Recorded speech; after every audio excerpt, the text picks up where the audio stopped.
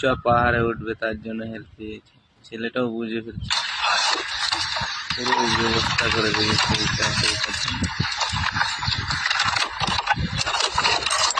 আমি তো এটা পাহাড়ে চড়ার জন্য ধীরে ধীরে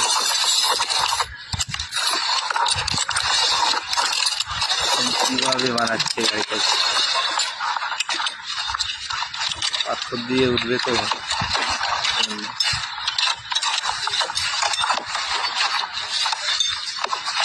পুরা গাড়িতে জিনিস থেকে দিয়েছে কিভাবে দেখেছেন।